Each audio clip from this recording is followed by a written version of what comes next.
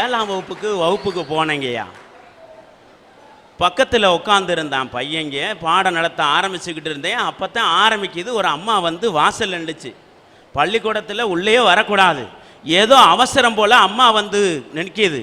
என் பையனை கூப்பிடணும் சாருந்துச்சு. சரிங்கம்மா கூட்டிகிட்டு போங்கன்னே. அவன் வேகமாக போனேன். போன வேகத்திலே வந்து மறுபடியும் அதே இடத்துல உட்காந்துக்கிட்டாயா. என்னையா இவன் போனானா பார்த்தானா, ஒரு வேளை எதுவும் காசு இல்லை அவசரத்துக்கு வீட்டு சாவி ஏதோ கொடுத்துட்டு போகிறாங்கன்னு நினச்சிட்டு நான் பாடம் நடத்த ஆரம்பிச்சிட்டேன். அந்த அம்மா மறுபடியும் வாசல் நின்றுட்டு அழுதுட்டு இருக்கு. என்னம்மான்னு கேட்டேன். என் பையன் என்னை பார்க்காம ஓடி போயிட்டான் சாருந்துச்சு. இது என் பையனை பார்த்து கேட்டேன், என்னடா இப்படி ஓடி வந்துட்டியாமட, அம்மாட்ட பேசிட்டு வரானே. அவன் சொன்னான், எங்கள் அம்மா செத்து போச்சு சார்னே. எனக்கு தூக்கி வாரிடுச்சு. என்னடா இப்படி சொல்றானே, ஏதோ வில்லங்க இருக்கும் போல நினைச்சிட்டு அம்மாவை சொன்னேன், நீங்க பள்ளிக்கூடம் விட்ட உடனே வெளியில பாத்துக்கங்கம்மா அப்படின்னு சொல்லிட்டு பையனை கூப்பிட்டு, தம்பி என்னடா வீட்டில் என்னடா நடந்தது, யாருடான்னு கேட்டேன்.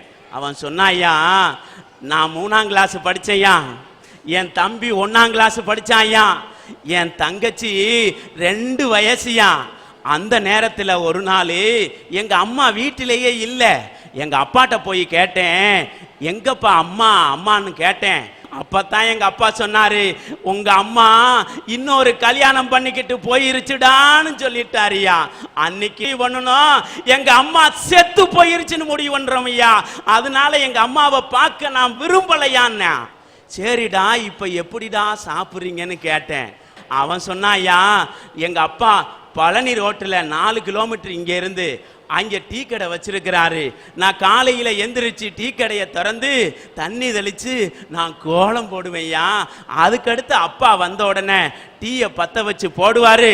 நான் அதுக்கடுத்து வீட்டுக்கு போய் என் தம்பி என் தங்கச்சியை பள்ளிக்கூடத்துக்கு கிளப்பி, என் தங்கச்சி படிக்குது கோயந்தாபுரத்தில், என் தம்பி படிக்கிறான் முத்தலகுப்பட்டியில், சைக்கிளில் வச்சு ஒவ்வொரு இடமா விட்டுட்டு என் பள்ளிக்கூடத்துக்கு வாரேன்னு சொன்னாயா.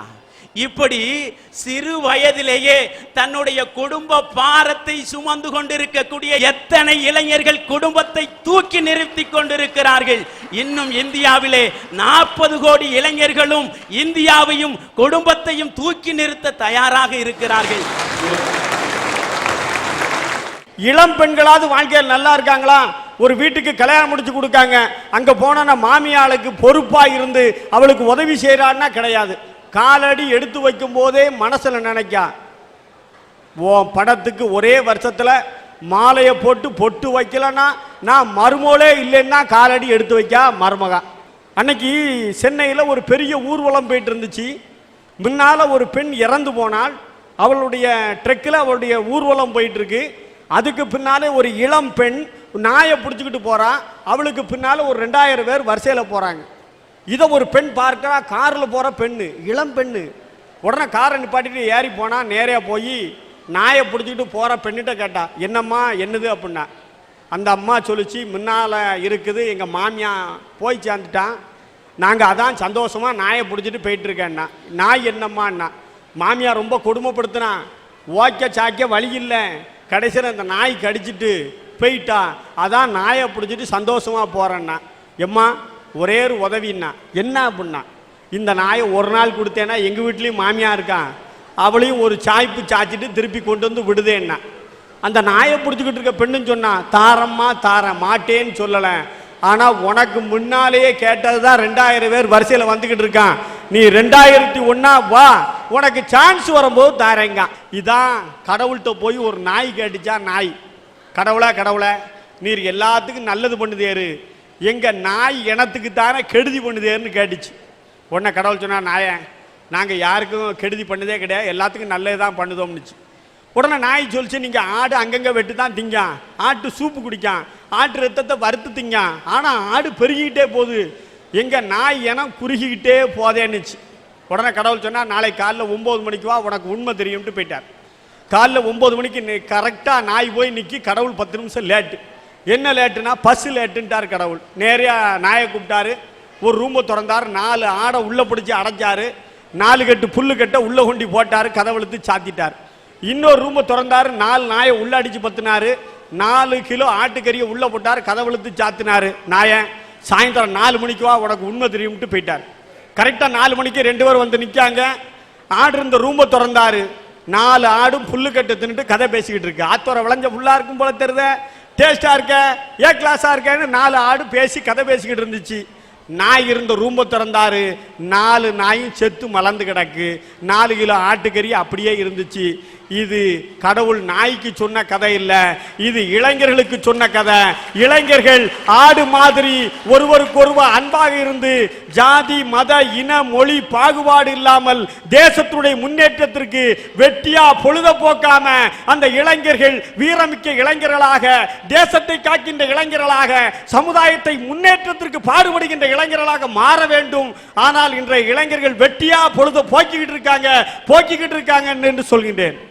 ஒட்டிய வயித்தோட கட்டிக்க ஆடை இல்லாம கட்டட தொழிலாளியா இருமினா பஞ்சு பறக்கிற பஞ்சாலையில பஞ்சா பறந்து தும்முனா மூக்குல இருந்து ரத்தமா கொட்டுற பட்டாசு ஆலையில நெருப்புல வெந்து குடும்ப கடனை அடைக்க அங்கே இங்க கடனை வாங்கி வெளிநாட்டுல போய் வெந்து நொந்து குடும்பத்தை தூக்கி சுமந்து கொண்டிருக்கிறார்களே எங்கள் இளைஞர்கள். அவர்களை பார்த்தா நீங்க வெட்டியா பொழுதுபோக்குறோம் சொல்றீங்க இல்லையா? என்னுடைய இளைஞர்கள் கெட்டிக்காரர்கள், என்னுடைய இளைஞர்கள் ஐயா. திண்டுக்கல் பஸ் ஸ்டாப்ல என் 2 வீலரை போட்டுட்டு மதுரைக்கு போகலான்னு 2 வீலர் ஸ்டாண்டில் போட்டுட்டு போனையா. வேலை முடிஞ்சு வரும்போது, மதுரையில இருந்து வரும்போது 11 மணி ஆச்சு. நான் 2 வீலர் ஸ்டாண்டில் நுழையிறேன். அங்கே ஒரு பையன் எடுத்துக்கிட்டு ஐயா வணக்கம்னே. என்னடா இந்த குரலை நம்ம எங்கேயோ கேட்டிருக்கிறோமே, யாருன்னு திரும்பி பார்க்குறேன். எனக்கிட்ட 10ஆம் வகுப்பு படிக்கிற அசாருதீன் நின்றுக்கிட்டு நிற்கிறான். ஐயா 11 மணி ஆச்சு, இந்நேரத்தில் ஏன்டா இங்கே நிற்கிறேன், நீங்களே எது கடை வச்சிருக்கீங்களாடான்னு கேட்டேன். அதுக்கு அவன் சொன்னேன், ஐயா நான் இங்கே தான் 2 மாசமா வேலை செய்கிறேயான்னு. என்னடா அது 2 மாசமாவா? எத்தனை மணிக்குடா வருவா, எத்தனை மணிக்குடா போவான்னு கேட்டேன். அவன் சொன்னான், சாயங்காலம் பள்ளிக்கூடம் விட்ட உடனே 5 மணிக்கு வருவையா, இரவு 12 மணிக்கு நான் போவையான்னு. அவனை 2 நாளைக்கு முன்னாடி தான் வகுப்புல தூங்குனான்னு சொல்லி பஞ்சு மேல ஏத்தி வச்சு தண்டனை கொடுத்தேன். ஐயையோ, குடும்ப பாரத்தை தாங்கிறதுக்காக இவன் இரவு முழுவதும் வேலை செய்யறானேன்னு அன்னைக்கு எனக்கு நினைப்பு இல்லாம போச்சே, நான் பாவம் செஞ்சுட்டேன்னு. அதுல இருந்து இதுவரைக்கும் எந்த பையலையும் பெஞ்சு மேல ஏத்தி தண்டனையை கொடுக்கறது இல்லையா? இப்படிப்பட்ட இளைஞர்கள் இரவு பகல் பாராமல், கண் துஞ்சாமல், மெய் வருத்தம் பாராமல், பசி நோக்காமல் இந்த குடும்ப பாரத்தை தூக்கி நிறுத்துகிறார்கள் ஐயா, நிறுத்துகிறார்கள். படம் எடுத்தாடும் நாகமதை அடிமிதிக்கும் காலம், அளவில்லா உயரெண்ணம் மணல் வீசும் காலம், பற்றவரும் தோல்விகளை பயமுறுத்தும் காலம், பண்பெல்லாம் பொங்கிழமை தின்காலம் தானே என்று இளமையை கவிஞர்கள் வர்ணித்திருக்கின்றார்கள். ஆனால் அப்படிப்பட்ட அற்புதமான இளமை என்ற அந்த இனிய வரத்தை இன்றைய இளைஞர் சரியான முறையில் செயல்படுத்தி கொண்டிருக்கிறார்களா?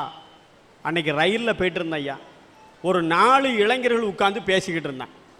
என்ன பேசுறான்னு கேட்புன்னு காதை கொடுத்து கேட்டேன். ஒருத்தன் சொன்னான், ட்ரெயின் ஏன் நட்டத்தில் போகுது மாப்பிள்ள அப்படின்னு கேட்டான். எனக்கு உடனே ஆச்சரியம், இளைஞர்கள் ட்ரெயின் ஏன் நட்டத்தில் போகுதுன்னு பேசுறான்னா இந்தியா முன்னேறிடும், நல்ல காதை கொடுத்து கேட்புன்னு கேட்டேன். இன்னொருத்தன் சொன்னான், ட்ரெயினில் station master, assistant station master, TTE டிடிஆர்னு போட்டு கண்டவனை போட்டு கொள்ள சம்பளம் கொடுக்கான், அதான் நட்டத்தில் போகுதுன்னா. ஒருத்தன் சொன்னான், இல்லை மாப்பிள்ள, ட்ரெயின் ஏன் நட்டத்தில் போகுதுன்னா ட்ரெயின் இரும்பில் செஞ்சு விட்டுருக்கான், இரும்பு தண்டவாளம், இரும்புல ரயில், இரும்பு வெளிநாட்டில் இறக்குமதி செய்தான், அதுதான் மாப்பிள்ள நட்டத்தில் போகுதுன்னா. இன்னொருத்தன் சொன்னா, அதெல்லாம் இல்லை, ட்ரெயின் எப்படி செயல்படுத்த வேண்டும்னு செயல் திட்டம் சரியில்லை, அதனால தான் நட்டத்தில் போகுதுன்னா. 4வது ஒருத்தன் சொன்னான், மாப்பிள்ள டிடிஆர் வாரார்னா.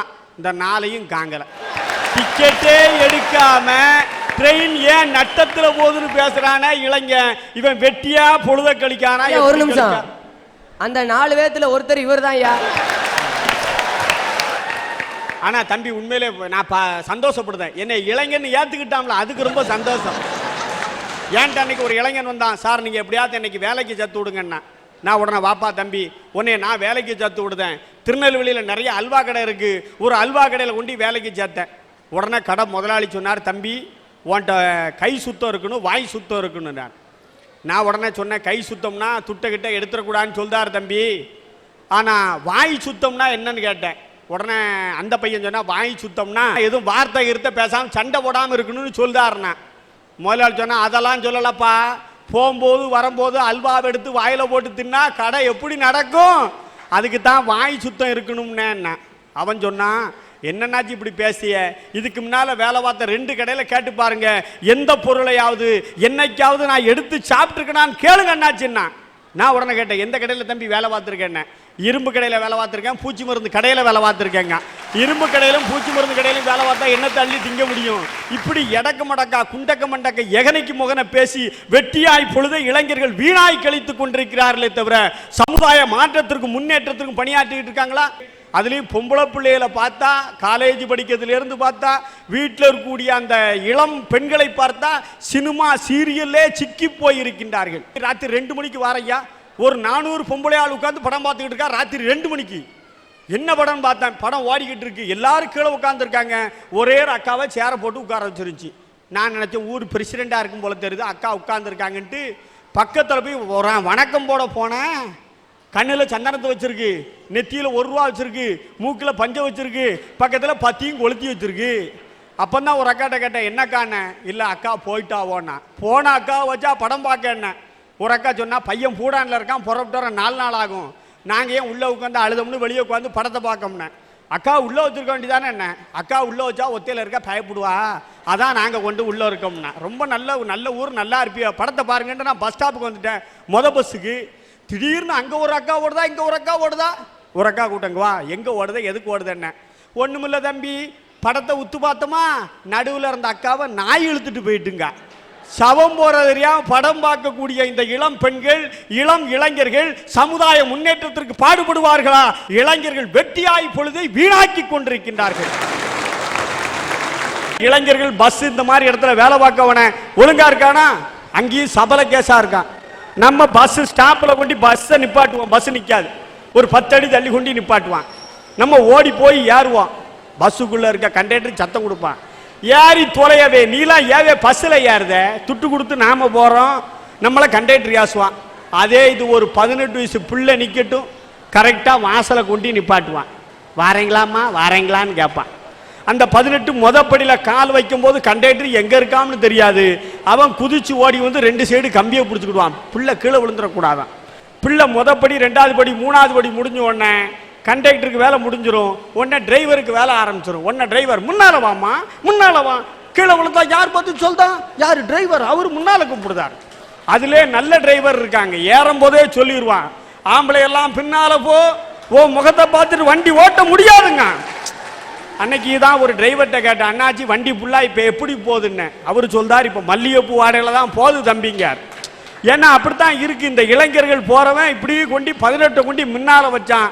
இந்த 18 பார்த்துட்டு வண்டியை அங்கே திருப்புதா இங்கே திருப்புதா பப்பன்னு அடிக்கான். கடைசியில் 58 கொண்டு கிடங்களை சாய்ச்சிட்டான். இந்த 58 கிடங்களை சாய்க்குனா சபல புத்தி, ஒரு பொறுப்பை எடுத்து ஒரு வேலையில சேருகின்ற அந்த இளைஞன் பொறுப்பாக நடந்து கொண்டான்னா இல்லை, வெதண்டாவாதம், எடக்கு மடக்கு குண்டக்க மண்டக்க எப்படியெல்லாம் பேசுதான். அன்னைக்கு ஒரு பஸ்ஸில் ஏறி உட்கார்ந்துருக்கேன் ஐயா, பக்கத்தில் ஒரு இளைஞன் பீடியை குடிச்சான் பஸ்ஸுக்குள்ள. தம்பி எனக்கு இந்த பீடி வாடை பிடிக்காத, அணைச்சிரு தம்பின்னு. கேட்கல, பக்குன்னு இழுக்கான். நான் உடனே நடத்துனர் கூப்பிட்டேன். கண்டக்டருக்கு பேர் நடத்துனர், டிரைவருக்கு பேர் ஓட்டுனர், நமக்கு யாருன்னா தள்ளுனர். வண்டி நின்று போச்சுன்னா நம்மளை 4 பேர் கீழே பிடிச்சி தள்ளுவான், வண்டியை பிடிச்சி தள்ளணும். ஆகவே தள்ளுனர் ஆகியனா நடத்துனரை கூப்பிட்டு சொன்னேன், தம்பி அண்ணாச்சி பீடி குடிச்சுக்கிட்டு இருக்கான் அந்த தம்பின்னு. அவர் ஒன்றை போட காமிச்சாரு, புகை பிடிக்காதீர், பிடித்தால் ஓட்டுநர் நடத்தினால் இறக்கி விடப்படுவீர்னு போட்டுருந்துச்சு. பீடி அணைச்சி வெளியே போடுதியா, விசில் ஊதி வண்டி நிப்பாட்டி கீழே இறக்கி விடட்டுமானாரு. அப்பவும் பக்கு இழுத்து வளையம் விடுதான். எங்கே விளங்க நான் நினச்சிக்கிட்டேன். அவன் உடனே கண்டக்டரை கேட்கான், கண்டக்டர் உமக்கு எத்தனை பிள்ளைவே? யார்? இவன் கேட்கான், பீடி குடிக்கவன். உடனே கண்டக்டர் சொன்னார் 3 பிள்ளைன்னாரு. அவன் உடனே இந்த சைடு போர்டு காமிச்சான். இந்த சைடு என்னவே போட்டிருக்கு? 2க்கு மேல் எப்போது வேண்டான்னு போட்டிருக்கல, கவர்மெண்ட்ல தானே வேலை வாக்கியாரு. உமா கேட்கவே 3 பிள்ளை, ஒரு பிள்ளையை தூக்கி தூர போடு, பீடி அணைச்சி நான் வெளியே போடுதாங்க. எவ்வளோ ஆர்கியூமெண்ட் எப்படிலாம் நடக்கு. எனக்கு பின்னால் ஒரு இளைஞன் சுரண்டுனான், என்னப்பா என்ன தம்பின்னு. அண்ணாச்சி 2க்கு மேல் எப்போது வேண்டான்னு போட்டிருக்கலாம், அது பொண்டாட்டியா பிள்ளையான்னு கேட்கான். தலையில அடிச்சேன். இளைஞன் தான் எப்படி இருக்கான், விடாக்கண்டம் குடாக்கண்டனா இருக்கானே. சொல் புத்தி சுய புத்தி இளைஞருக்கு இருக்கா? ஆனால் இன்றைய இளைஞர்கள் வெட்டியா பொழுது போக்கிக்கிட்டு இருக்காங்க என்று சொல்கின்றேன்.